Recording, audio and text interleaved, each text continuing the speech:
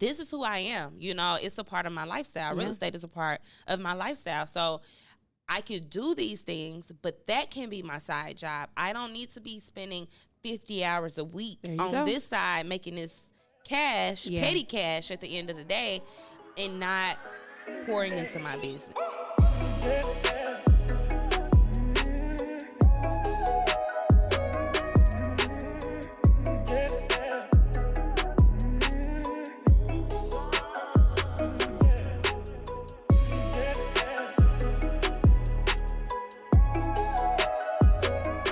Hey guys, welcome back to another episode of the Selling Houston podcast.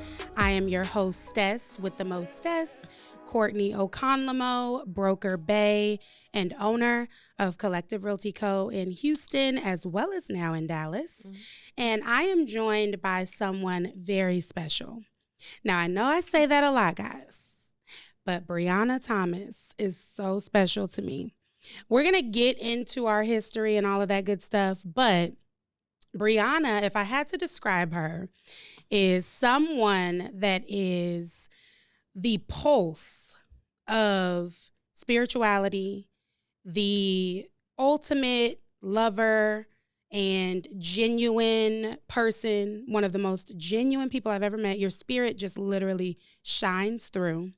And despite all of that, you are also somebody that, you know, joined the firm, my second agent ever to join the firm. And even before we owned the firm, or started the firm rather, you just were so present in my life. I was traveling a lot, moving around a lot, and you were the person that I would always call on to help me with clients and with different things. You were with a whole nother firm coming from Keller. Oh.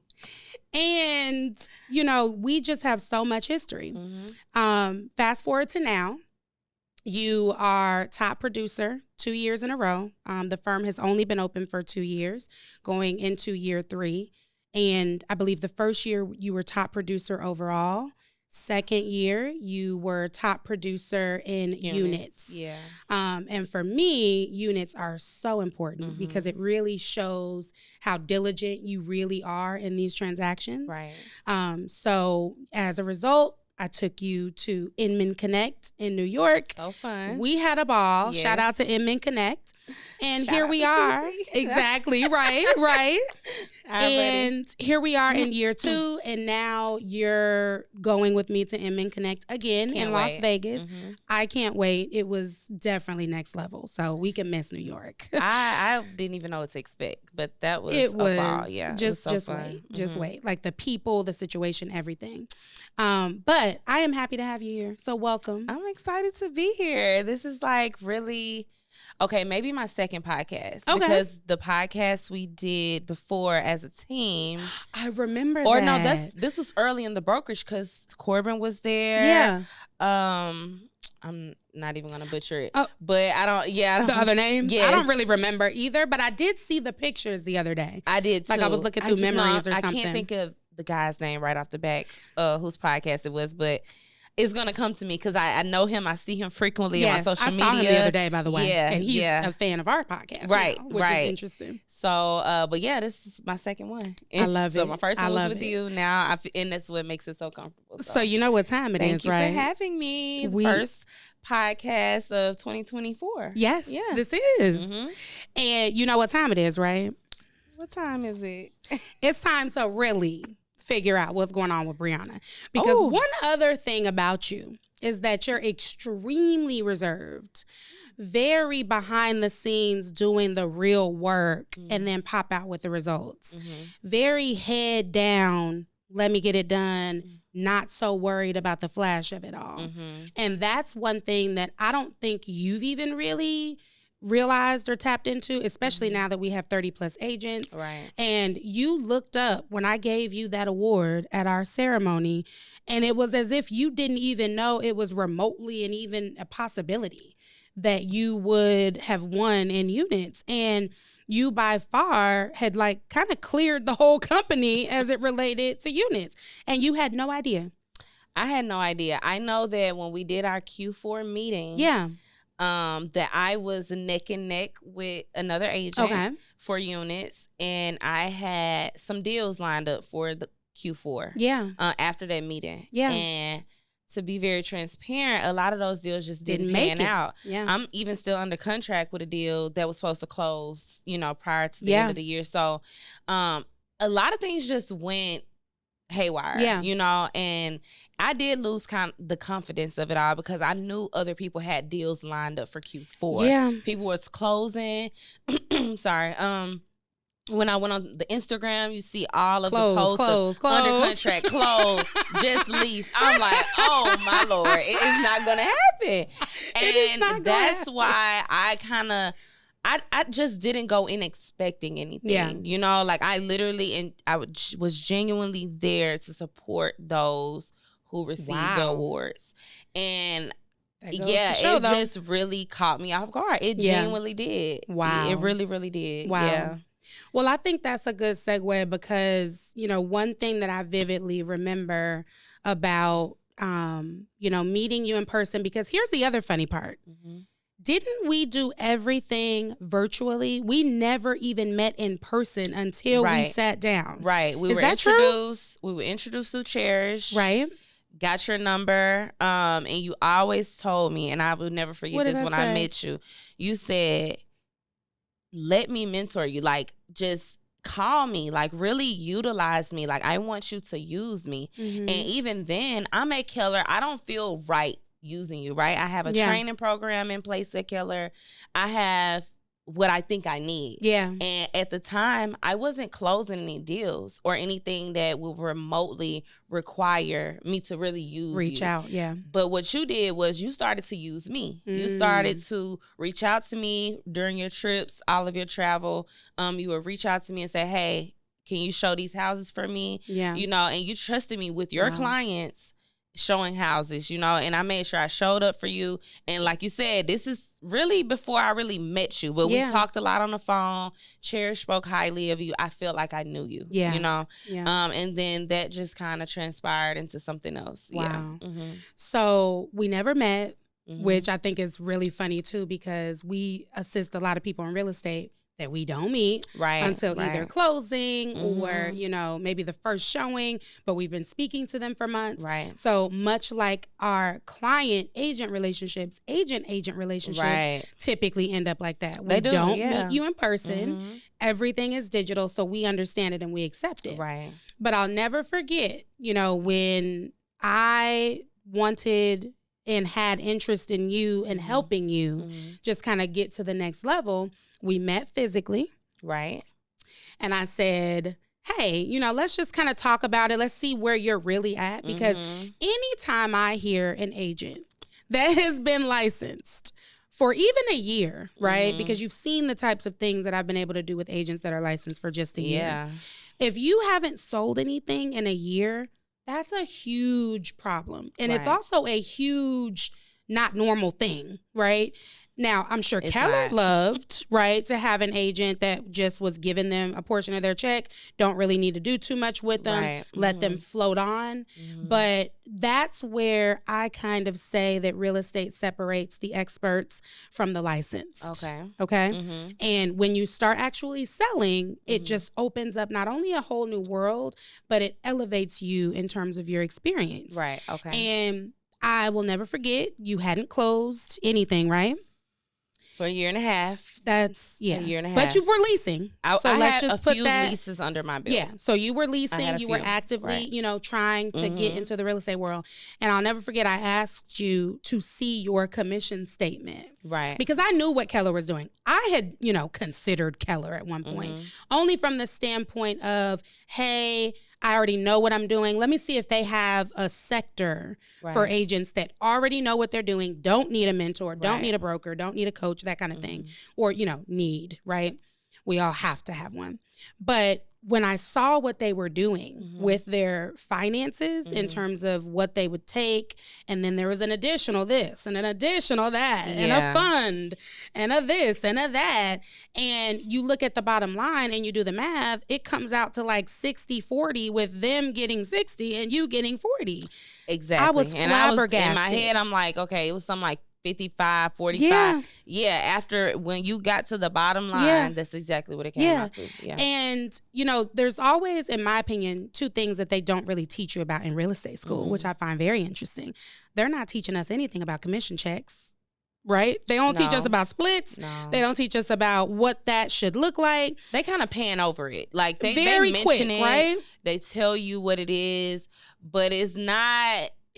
It's one of those things you really don't know until it's on paper. Like, I'm like, oh, okay, so this is how this portion breaks down. Yeah. So you take this after or before, it's a lot. It's a lot. That is and crazy. You were the one to open my eyes. Wow. That conversation that we had instantly was like an aha moment for me, because it was like, oh, I never looked at it like this. I thought that I was getting so much. I thought that just from what they were telling me, even the people that's in Keller. Yeah. But what I didn't realize these are people that actually capped.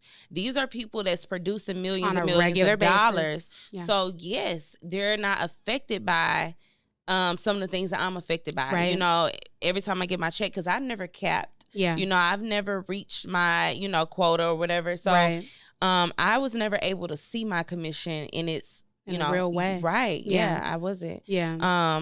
And yeah, fortunately, you were able to kind of break it down for me in such a way, like, oh, I get it now. And this is me already, and I don't say this lightly, but me wasting a year and a half of my real estate career for something that wasn't productive for me. Or serving you, It didn't serve me well at all. I did meet some great people, but to be honest, I didn't really cultivate any of those relationships I had, any of the clients that I had at the time. Like, I didn't know how to keep them as a client. Right. So it was almost like I had to start over when we shifted to the next, to the team, right? And to all the of team, that. right? So the team is what kind of, it gave me a different type of, I don't know, like an urgency about maybe a reset. It was definitely a reset. Like it felt like everything was new, but I had a little bit of knowledge now, and now I can use the knowledge that I was getting at KW, because I didn't find it that I was using any of the knowledge that I got when I joined, because I wasn't closing any deals that was relative to the information that was teaching me. But then when I got on the team, I'm like, hold on.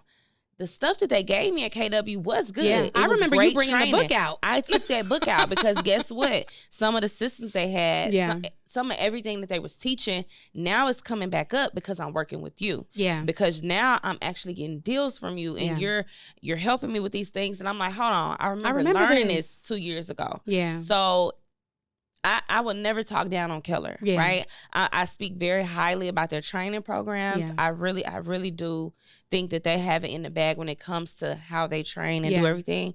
But the way that their business model is set up, it did not serve me, And I will also say this, especially with newer agents, right? There's a time and place for everything, right? And we joke about Keller. We joke about a lot of the bigger companies that do just what you're describing. But what I think most people forget, especially new agents, is that in the beginning, that training is important. Don't get me wrong, right? It's important to have an overview of it and to have it available to you. Right. However, when those deals come at you and they come fast and these clients come fast, it ain't in that training manual that's going to be better than you having someone on speed dial that you can call and actually speak to you and get you the information that you need to navigate that deal. Because it's a lot of overall gloss, right? Like it's, hey, this is how this goes. They don't tell you about all the speed bumps in the middle of each of those transactions. Right. And I find that new agents in the beginning, at least in the first 2 to 3 years of your career, going along with a smaller firm or firm where you actually have a built-in coach, mentor, broker is critical in those beginning years. And I feel like it's kind of a reverse. Like once you get established and once you've done the things that you think you need to do, maybe you consider one of those types of firms.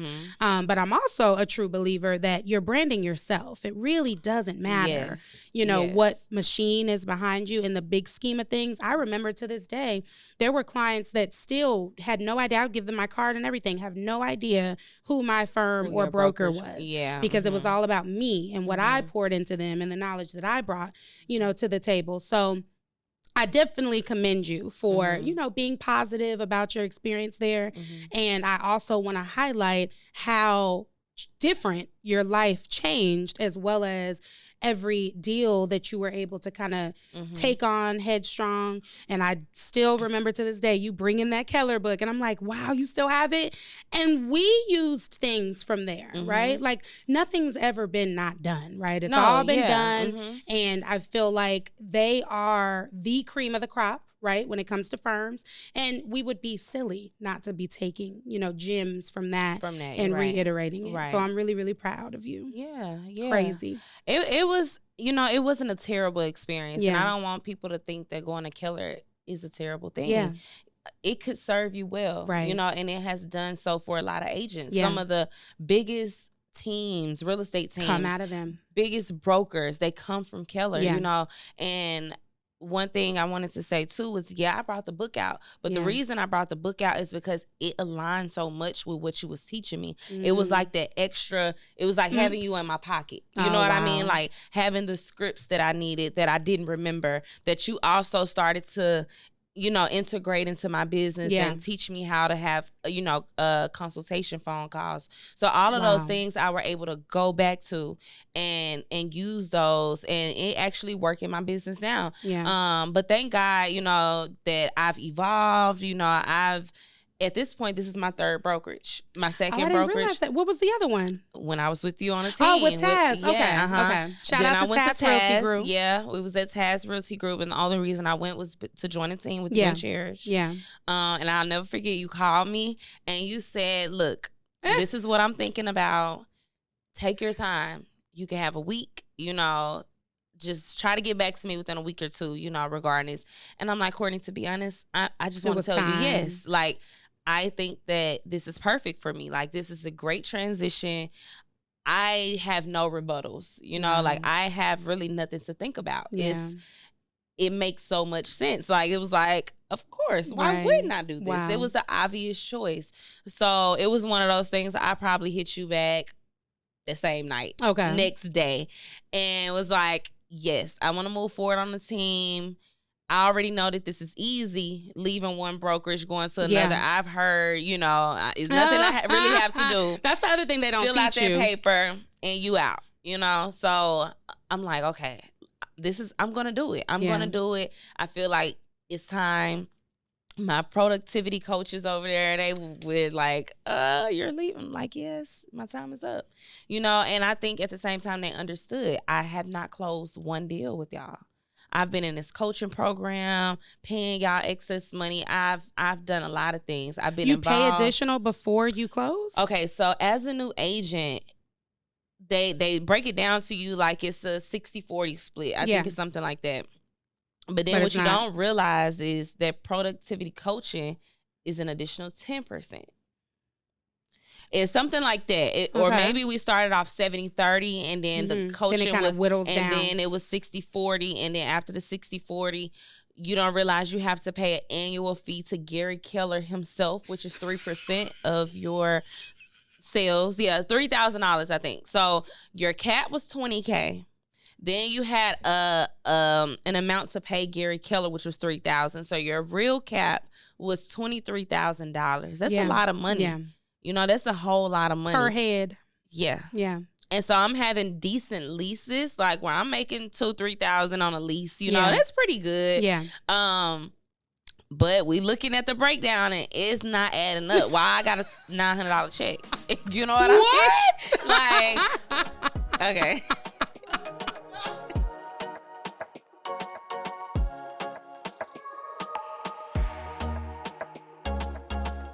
Okay, so enough about Keller, right? We're getting way too much pub on my. So let's move on.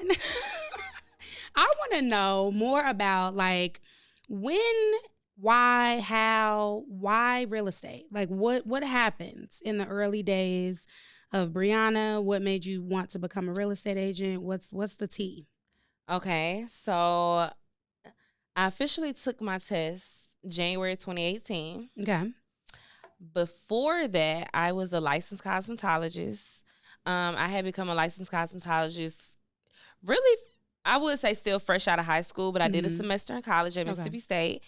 And at Mississippi State, even then, I had this like come to Jesus meeting one day, and it just hit me. I woke up one day and I said, I don't want to do this no more. I want to get into cosmetology. I don't know where this desire come from. Wow. I have no one in my family that was really into cosmetology, but it was just, I was always kind of into the beauty thing, the makeup, and I think that was the thing at the time. The foundation. Yeah, like, you know, getting into makeup, being a makeup artist, I want to work for MAC, all of that. Yeah.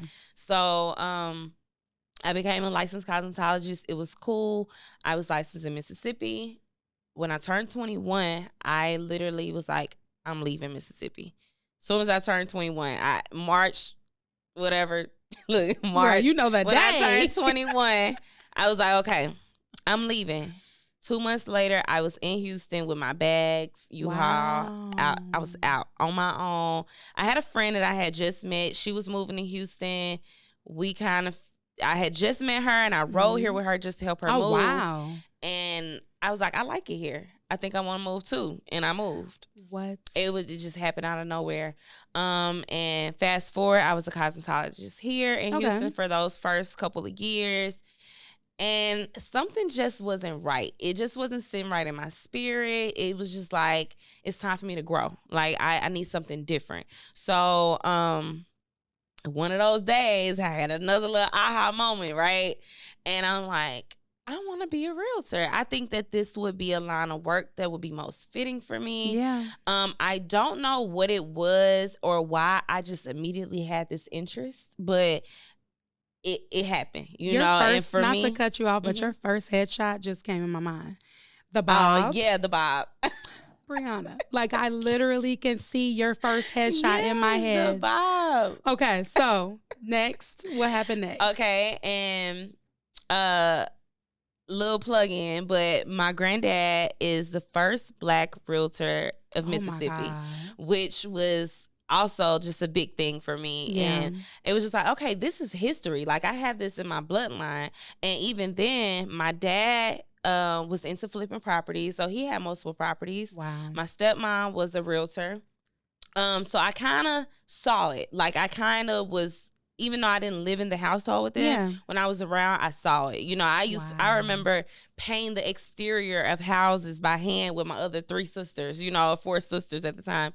But we were really involved. Yeah. And I used to see a lot of real estate going on, not even really knowing that that's what it was. But as I got older, I'm like, wow. That's what that was. The investors that I served, this was my dad. That's what he was doing. That's crazy. Me being an agent, this is actually what I guess my stepmom would experience when she leave the house. This is what she was doing. So I'm like, okay, I think I can do this. And, you know, I had full support of everyone, you know, like, go for it. Just go for it. And when I started taking the test, I was in school at HCC to finish my degree. I was a hairstylist. I was serving and bartending in the nightlife. So I had a lot going on, and I had a 9-to-5 job, okay? So when people ask me what was my experience taking a test and all those things, it took me 1.5 years to get my real estate license. Wow. And the reason being, I had so much stuff going on. I'm the type of person, I think I can do everything. Yeah. You know what I mean? So instead of me honing in on what I need to focus on, I was doing so many other things. And granted, I signed up for real estate with $200 on Groupon. And I tell people to this day, wow, don't be spending $2,000 on these courses now. So that Groupon stuff is a real thing. That Groupon stuff is real. I went on Groupon. I paid exactly $200. And I had that course, and I had it for so long. Yeah. Okay. And that's why I was able to take my time with whenever you want it. And it was coming up to the day. It's like, okay, you're going to have to pay or whatever it is, you know, just to continue taking this because it's taking you so long. So I'm like, let me just do this. I was kind of zooming through the course by this time. By this time, I really wasn't taking in the knowledge. Okay. Like I really was just doing it to get through the course so that I can get to the actual test. Yeah. Okay. So fast forward, I passed the courses. I turn in my certificates, everything I need to do. And now it's time to take the test. I take the test. I fail. Both segments, I fail. Wow. Second time, take it, I fail. Okay. I am in my car sobbing. The first time, I was cool. Because it's like, this is hard. It was hard, but I'm cool. I'm cool. Second time, I am sobbing. I am like, Lord. Like, I just really vividly remember saying, Lord, if this is for me, then I won't fail again. You know, and by this time, it's so much pressure because one thing we know, you got 3 chances to take it. Now, you could take it again, but you have to retake the 2 courses that you did the worst in, like you scored the lowest in. So I was going to have to go through the motions again. And by this time, it's already taken me a year and a half. I think I'm not motivated Maybe anymore. It's not for me. Yeah. So take it the last time, y'all. I flew through this test. And I don't know if it was more so, I just want to get this over. I don't know what it was, but it was like, I knew this. When I tell you I ate, drank, and slept, bathed, real estate before that test, I was in the tub with my YouTube. I was going to say, I haven't heard bathed real estate, but you were in the tub studying. I'm in the tub with my phone propped up on YouTube. And if anybody who took the real estate test, y'all know that man with the hat. Man? With the hat. See? I know. Y'all there know are that people man with in the the hat. studio audience, by the way, guys, that know what she's talking about. I don't. And I'm not going to lie. I bet they be in the comments like, what? they going to say the name. It's Wow. this guy. And you might type in like real estate agent prep or real estate agent prep exam. And it's this guy. He flooded the timeline. You know, it's on No, Tibio she's saying time. it. She's saying it. She's saying it. Just but say it, that's Courtney. Who Say is it? Say it. It's prep agent. Wait, that's it. not his name. Well, but that's his platform. His YouTube. Yeah, it's Wow. his YouTube. And he was so good at creating acronyms for certain things. Wow. Real estate related. Really helping you break down the vocabulary. And those were the things that actually helped me out for the test. So went in, took the test. I took it within an hour and a half, both sections, state and national. Wow. Passed. And by this time, I know exactly what the fail and the pass Looks paper like. look like. So they have it upside down. I know if it's a lot of words, I failed. Okay, I failed because they give you a breakdown of each sector of how much you scored or whatever. These papers, when they was upside down, it was about 3 lines, and I freaked out before I turned it over. Did you scream? Yes. And before I turned it over, but the thing was I could only see one paper because they got both of them upside down together. So I'm like, okay, I know I passed this one, but the one under that, I don't know. I flip it over. It's the one on the bottom, and I passed that one. I'm like, oh my God, And it was just one of those things like I had to talk with God about it because at this point, I was okay with real estate not being for me. Like, I was okay with it. I was okay with the fact that, okay, maybe you did waste $200. Maybe you did waste your time taking a course, but if it's not for you, then it's fine. I don't have to waste years trying to pursue something that's not for me. So I passed, thank God for that. And then that's when I started exploring. But by this time, I have such an urgency. And then with my urgency, I have people calling me because they know that you passed the test. Yeah. And one of the people that called me was a representative from Keller Williams. And they sold me. Yeah. Just like anybody will, Can get sold. Like, you're a new agent. Yeah. It's so easy to be persuaded by all of these people that have closed millions of dollars of deals. Yep. They can tell you about their experience, and it gets you so excited, you know? And so that's what it was for me. It was like, you have to choose a broker within a certain time period of getting licensed so that you can What be is active. that time period, actually, for I really everybody? think it was like a week, to be honest. Really? It was like a week or 2, right? Okay, so it's like a week, but you have to go ahead and have your sponsoring broker, which is why I tell people while you're taking your test, you need to be choosing a broker. Okay, so let me stop you really quick because now that makes sense. And now I, as a broker, will look at it a little bit differently when I get prospects that are interested in talking to me before their license. So they have 1 week or their license goes inactive or what? What happens after the week? Well, I don't remember how it was. I'm gonna be honest with you. And it could have changed. It's been a long time. And it could have changed. But I remember there being this urgency that was given to me. To make a selection. You have to make a selection within a certain amount of days about who your broker is so that you can have your license active. Okay. So I'm assuming that you're not even active until you're not.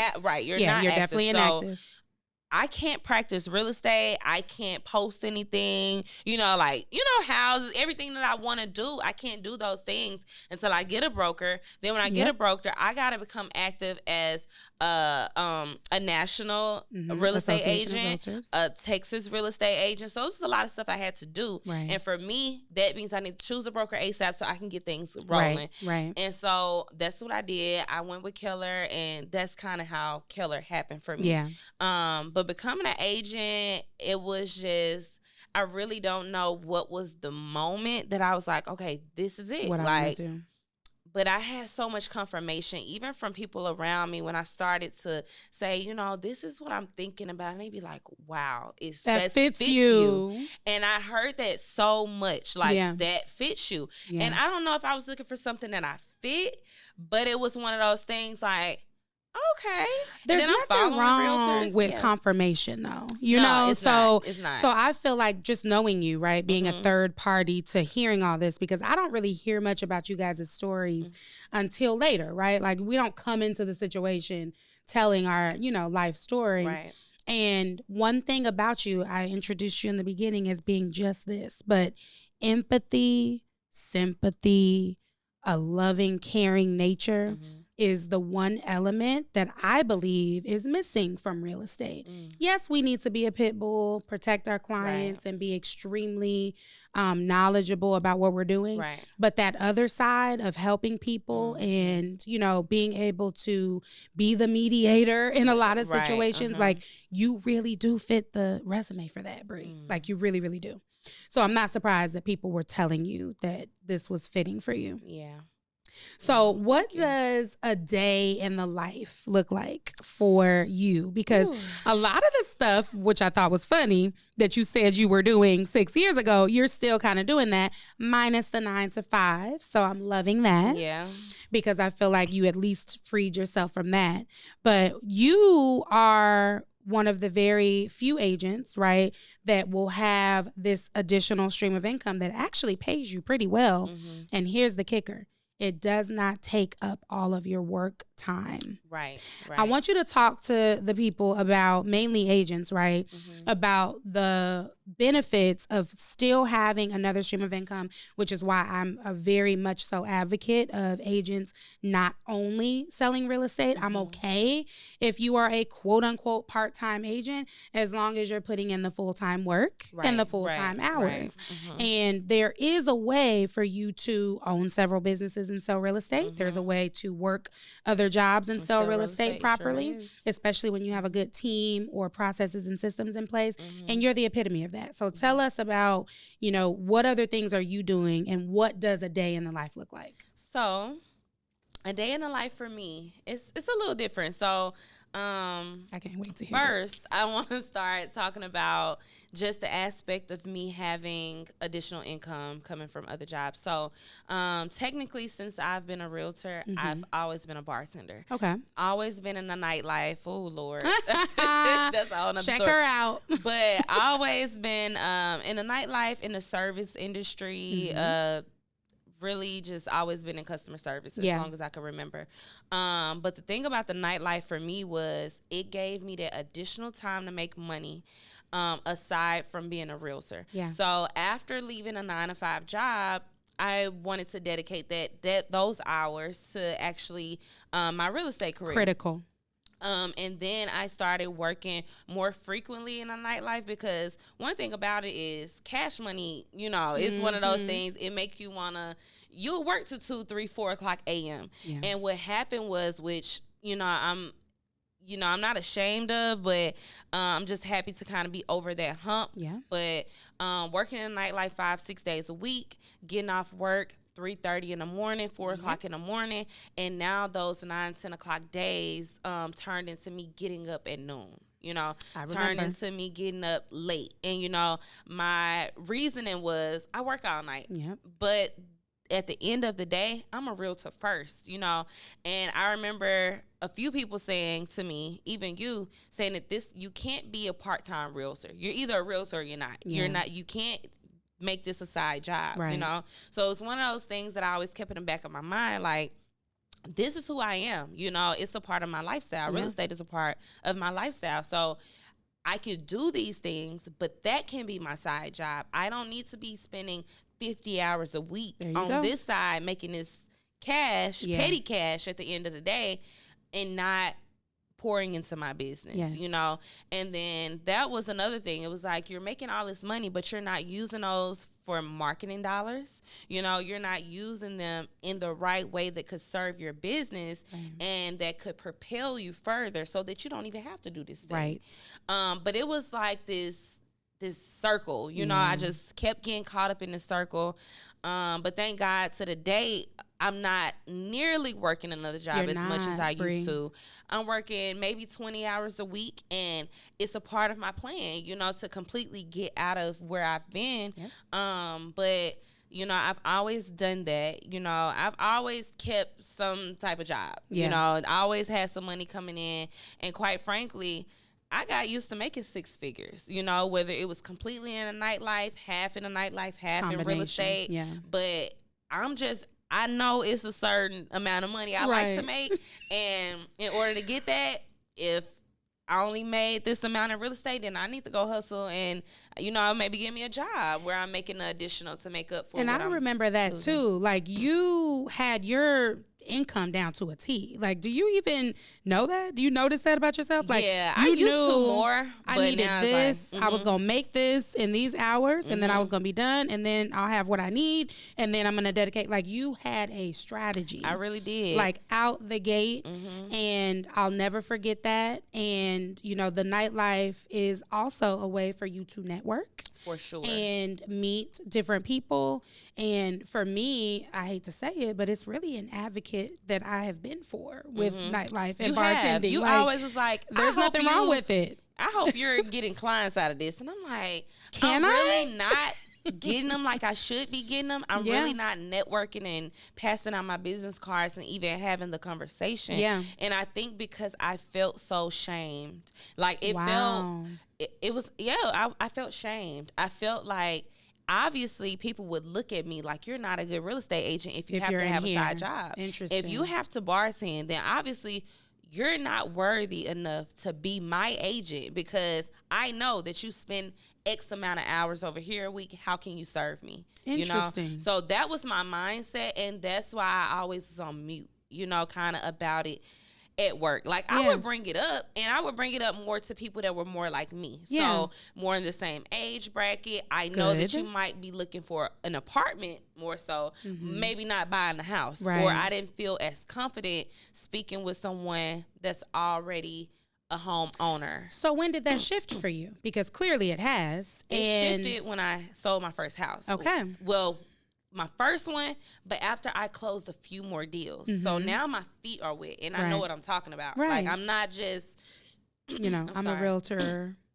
It wasn't, I'm just a realtor and I studied this, but it was more of, I've been through this. Yeah. I've sold houses, I've closed deals, and I'm a real realtor. You know what I mean? I'm a real realtor. Yeah, because people are realtors all day, but they have no numbers on the board. They're not producing, and it's true. It's true. They have great pictures. They have their name tag. They open house. The great pictures. They have the things. They have all the things, but they aren't producing. And that was me at one time. And I had to humble myself. Wow. And I had to get it together and shake back, And thankfully, even just being here at Collective, it has helped me grow so much.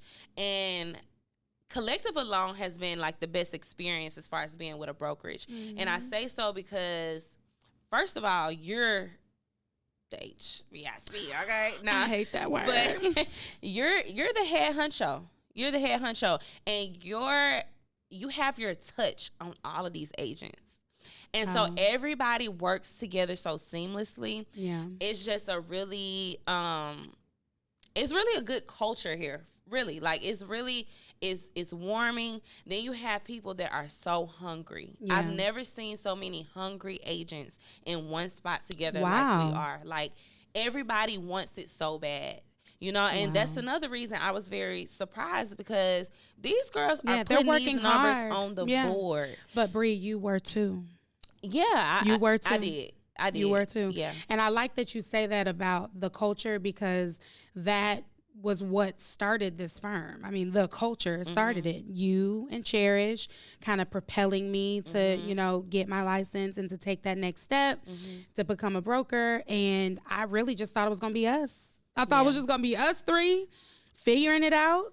We probably would have been in the office half this size, and we just would have been cool.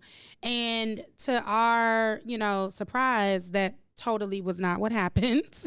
You guys were bringing in agents by the droves. And I just love that, you know, the culture is probably what birthed our very firm. Yeah, no, you have a great collection of individuals. Yeah.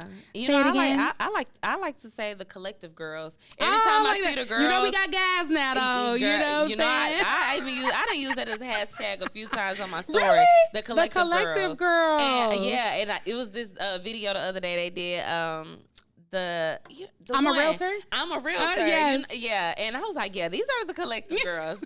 But no, I love it here. I literally love it here, and I love feeling like I got competition, friendly competition. I do. So that is interesting, because, you know, I hear that a lot more than I would have thought that I would hear it. But let's dig into that a little bit deeper. So everyone says, right, other people typically will motivate, inspire, and things like that. Why do you feel like the healthy competition is important to push everybody forward? Why do you think that is? Because it's making us all want to put numbers on a board. Okay. When you're seeing people actually closing deals and they're celebrating their accolades and everything that they're accomplishing, we're all in a brokerage together because we all have the same potential. Right. I mean, we're all in different levels, don't get me wrong, but we're all hungry. Everybody we're all can do motivated on this team at Collective. Yeah. And because of that, even when I'm having a sunken day, you know, and I'm having a day where I'm really like, dang, real estate just been so hard for me. And I go on Instagram, it's the collective girls. It's the collective girls. And guess what? They're posting. Even if they're not posting themselves, they're posting houses, they're posting closing testimonies. They're doing the work. And it shakes me back. You know, it makes me snap out of whatever I'm dealing with. Yeah. My tiredness, whatever I got going on that day. You know, I might be feeling depressed or stressed or down, you know, but one thing that has remained the same, that when I do the work, I produce. Yep. You know, and when I produce, I make some money. Say that one more time, because I think that people forget that work turns into something. Yeah. When you work, you produce. Yeah. It just can't even scientifically be any other way. No, it's like my work, it never goes like it's never for nothing. It's never for nothing. It's never for nothing. Like, regardless if this work is something that I can see the fruits of in 3 months. Yep. Whether I see the fruit of this work in 3 weeks, you know, and that's why I'm going to continue to just go hard in my business. Even though I may not see anything right now, it's those days. And I'll never remember, I was having a real tough time, like really trying to get back in a groove of social media. And I posted one day on Facebook and I said, okay, let me just start back posting on Facebook, posting on Instagram. This one day I posted on Facebook. The listing I got right now is from that Facebook post that I posted one time on Facebook. And that was years ago, was it? Well, when did you post? When did you get back in? I always have my social media. Okay. But this last funk was recently. This was in like November, December. My listing came from one post on Facebook, and the post is on my story. And the guy commented on my post and said, hey, I got somebody want to sell a house, I got the listing. Yeah. And after that listing, I was getting leads, you know, and the thing is, it's just never for nothing. Yeah. It's never for nothing. I love that. And I'm just so grateful to even just be able to stay motivated when I have those dark days. Yeah. Like, I know how to pick myself up, because some people, they need help. Stay in it. They need help to pick themselves back up. But, you know, glory to God, I have, this zeal about me that even when I'm having hard days, I still can push through. Like, I still can win my day. So I thank God for that, Yeah. But yeah. And we're a family here. I know that sounds cliche, but I don't really know any other way. I'm not really capable of kind of putting people in okay, you just over here, we just work. Like, that's it. Like, I really don't know how to effectively separate the two. So the fact that the collaboration that we do as a firm here resonates with so many of you, it just says that this is just who we are. It's ingrained in us. It's kind of how we were formed anyway, right? Like, we were damn near family. So you did that. I know, like, well, y'all did that too. Now, come on, girl. But I love that people actually recognize that. So that's amazing. And you can see it. It emits. Like, you can see that we actually get along. Like, we don't do it for the camera. You can tell that we actually, we bond with each other. And I mean, some people may bond more than the others because of the relationships that they had prior to joining Collective. Yeah. But we mesh very well together. And you did a great job at hand selecting and making sure that you do your due diligence in choosing agents, because just because people are producing or you think that they're a great fit for the firm, is it a great fit for the group? Right. And you always consider us when you do that. You always consider your current agents, the environment that we have here, and you keep it safe. And I'm so thankful for that. And that's why I say that even though I spent time at Keller, time at Taj, this has been the best experience. And I think that it's only going to get better. Amen. It definitely will get better. So, because, your cap at one point was 20 agents or whatever. And now look at you. Like, we're literally gearing up to go to Dallas for your next grand opening. And I'm still How do you feel about that? I feel so many ways. It makes me emotional sometimes because I remember walking in here with you and it was nothing. It was no walls. I have the videos. And when I'm just going back through my stuff, it just shows, like, when you keep your mind towards something, even when you can't see it, even when there's no vision, we didn't have a blueprint. We didn't know what these floors was going to look like, these walls. We didn't know what nothing was going to look like. That's crazy. And y'all made this into something. Like, we got something going on, and it looks amazing in here. Like, your husband came through. He furnished this place. He came. He literally and put every chair, desk. He absolutely did. Everything together. He absolutely did. And now we're going into where you have another location. Let me stop you there, though.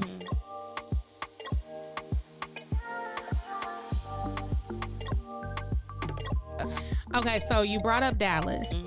Oh my goodness. When you see this office now, we kind of scaled back a little in terms of size, but that's it. Like, Ariel is in Dallas. She has done accent walls. Like, I don't even want to give up too much of what she's done there, but you guys are going to be blown away. Like, it's so beautiful. It's so tastefully put together. I have no words. So we'll be there opening that up.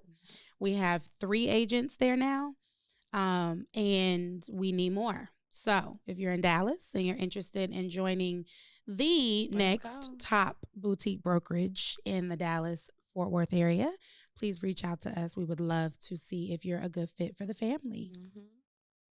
Period, Pooh. Period. So, funny enough, you didn't answer my question. I need a day in the life of Briana Thomas, top producer 2 years in a row, volume 1 year, units the next. Like, I need to know how this even happens. So you got 20 seconds on the clock. Let's go. All right. Day in the life. I get up. I do my no. Yes, you do. I do. You pray. I get up and I do my thing, but honestly, I've been on the phone from the time I get up. And Baby. This is new for me. Like, and because I've been transitioning out of the nightlife, now I've been really on it. Like, it's just a new spark that just happened. I love it. I don't know if it's because of the new year. I have been up. I have been on the phone. I have been booking appointments. I have been going through our emails, collective emails, looking at content, posting content. I have been doing my things. I have been setting my calendar up for the year, watching my numbers through the day. I've been working out daily. At this point, I done scaled back a little bit, maybe 4 to 5 days a week I'm working out, but I'm working out consistently every day. And, you know, I'm just staying focused on the goal. And right now, my goal is just a little different, you know, for this new year. So, honestly, I'm really on the phone all day now. And this is because I'm setting up for my spring and summer right now. I have clients that I'm showing here and there, you know, rentals here and there, but I'm setting up for my spring and summer. And I have a nice, log of clients that will be purchasing those months. So right now I'm just setting that up. I'm getting pre-approvals done, meeting with lenders, getting things done. But aside from that, you know, I got a little man at home, so I be having to take care of my man too. Yeah, so are we gonna make an announcement about that? I mean, we can. I haven't officially show y'all reign to the camera. Oh, well, it's official. We break news here. Tell your camera what is going on. Let me see this again, because now I can act like I know.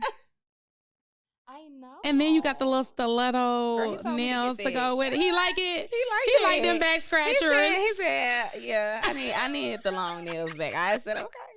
Congratulations again, because I still just can't even. I just can't. I love him to death. You guys are gonna have a beautiful life together. I believe in that real too. estate. I believe that too. And I'm not really going to cry about the engagement. I'm not going to cry about the day in the life.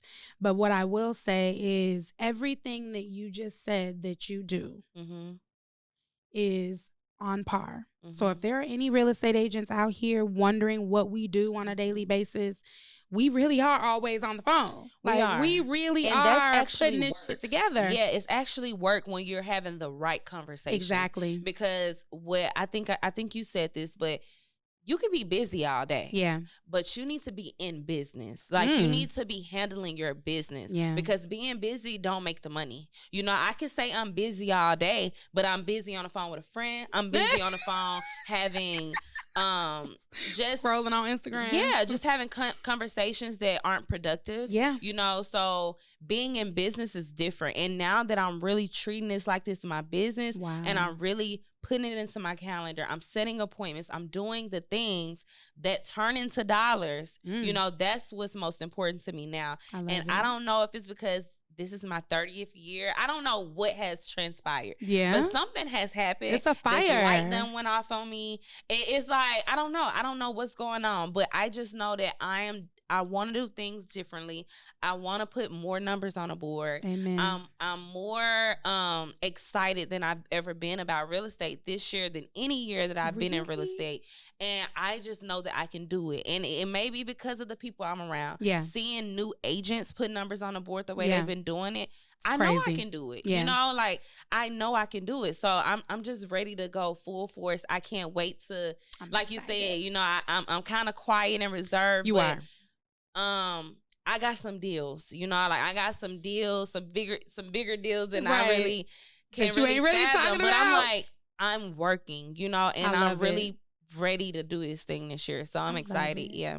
Well, you guys heard it from Brianna. This is what she does on a daily basis. That's what we doing. So we're going to have some fun. Okay.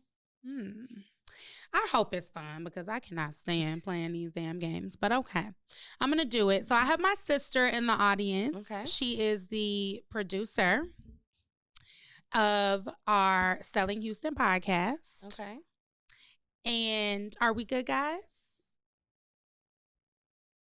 Okay. So I have my sister here. She is the producer of the Selling Houston podcast. I love when she's here. This is actually the second time she's been able to be in studio with us. Oh, I'm special. Very special. I didn't know that, girl. You know that, Brie. Come on. Well, I didn't know that she wasn't really here because she seemed like this her job. Special. Like this is what she do. You know you special. That's what I meant. But you are special. That's my girl. So we're gonna play this game with Cece. Okay, Cece, let's go. So, I don't even know what game. I don't even know what game this is. By the way, I haven't. Good. Nobody's supposed to know the game. Okay. We're going to play Encore, okay? If you've never heard of Encore, I'm going to explain it just for like 5 seconds that we can jump right into it because it's easy. Okay. I'm going to say a word. Mm-hmm. You're going to give me a song that has that word in it. I need at least 6 lyrics, okay? At least 6 words in the song. Okay. All right. First word is Houston. You in the nightlife. I need you to get all these. Houston. Okay, can I use H-Town or whatever? Okay, Houston. Dang, why I can't Houston? How long she got? Let's see. I can't even think. I think of one. And why Megan Thee Stallion coming to my like? I can't she say ain't got that. nothing. Does she have? Yes, you can. No, she got anything goes. Dang, here. Can we clip this? Yes, do it. Okay. Do it. No, from Houston. Look, I'm trying to twerk. I can't think of the song. Wait, I do know what song you talking about. I can't give you the answer though. Dang, I don't know the song. Dang. No. Okay. Okay, so you next? Yup. Courtney's next. But we'll come back around. Nope. She has another word. We'll come back around though. No worries. Okay. All right. Courtney. Be nice. Up. Huh? Up. If it's up and it's up, then it's up and it's up and Those are not the right words. This is not beat. Then it's up. If it's up, then it's up. No, It counts. Okay, It counts. Yeah. Whoa! For you to let me slide with that is very strange. Oh, if it's up and it's up, then it's up. Then All it's right, stuck. Bree, you up. No, You up, okay, girl. yeah, it's all like that. Okay. Okay, what's Shout up? out to Cardi B. All right, let's see if you could do down.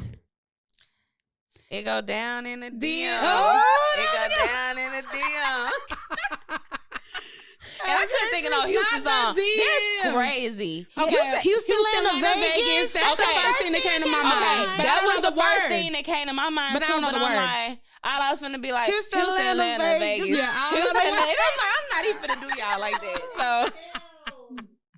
But she said no to No H-Town. H-Town. Houston. It had to be actual Houston. Okay. Beyonce says Houston in a lot of her songs too. All right, Courtney, money. All I want to see is the money. Money. Ooh. Yeah, that's Cardi B too.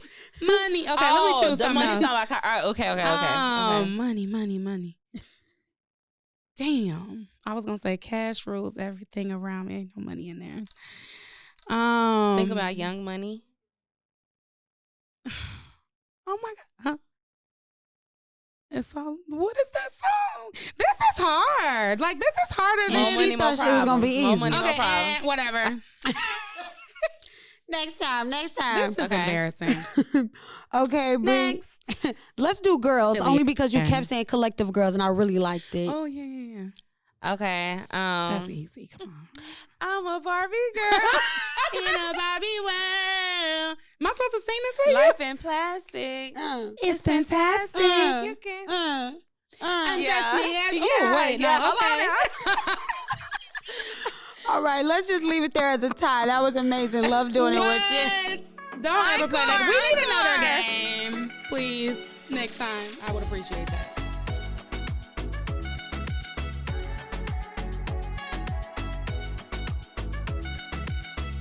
We both lost.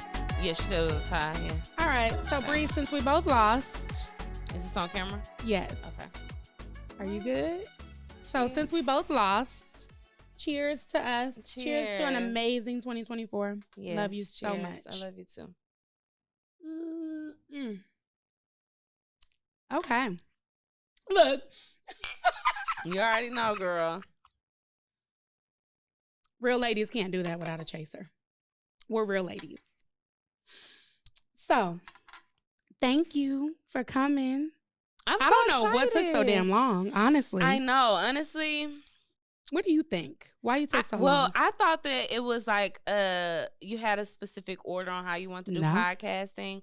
And I was kind of nervous, you know. Aww. The camera isn't my best friend. Like I'm not a huge fan of like being behind the camera. Yeah. And so it's kind of nerve-wracking, you know. It makes me feel nervous, a little anxious. So well, you did it. I did. And you know, I specifically said I'm gonna push myself to do it in the new year. Oh, good. And so when we had the conversation, he was like, no, January will be perfect. And I was like, you know what? It would be perfect. It literally just happens. Yeah, it happens. And I'm just so thankful to have done it because it was so great. It was such a great experience. I think I even still had a lot of takeaways from our conversation here. Not like we don't have conversations often, but you know, it was just very enlightening, and I really enjoyed it. I really enjoyed it, and it's such a beautiful setup. Thank you. I can't believe we got a podcast. I know, and we do it right here in the office. Yeah, which makes it even more sentimental for me. Right. But I'm really happy that you were able to come. You're definitely coming back. We have a lot more to unpack. Yeah, I think so. I'm gonna have a lot more to talk about too, because it's gonna be some stuff. I know, because you said this is your year. It is my year. So I cannot wait to see what you accomplish. Everyone, your collective girls, right? They need to watch out for 2024 and your numbers. I cannot wait to see what you do. We're going to have an amazing time in Vegas. Please be ready. Ooh.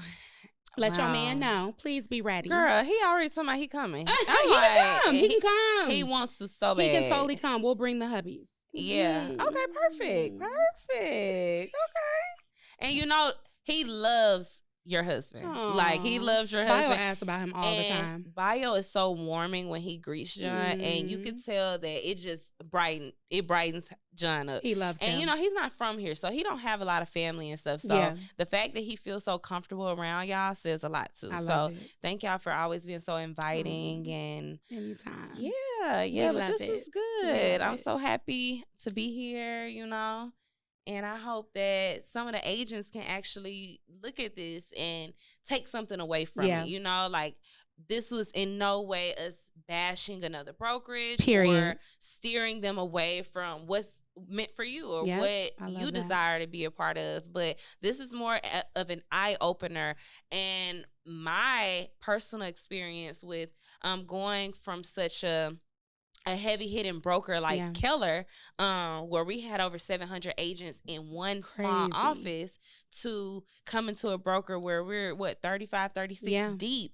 But I get fed so well here, you know, like, it feeds me, and it has definitely helped my career 100%. Like, I went from not closing anything to everything I'm touching, I'm trying to close it, you know, whether it's a lease, an apartment. But even then, I wasn't as great doing this as I am now. And your mentorship has been so, it has just been everything to me. You know, it has been very pivotal in my success. And, you know, I just look forward to just growing, you know, every year, just getting a little bit better. That's all I preach. This year going to be a lot bit better. But every year, if I can just keep growing just a little bit, then I'm doing my part, you know? I totally agree. Thank you so much. Well, I love you. We'll get up and hug in a minute.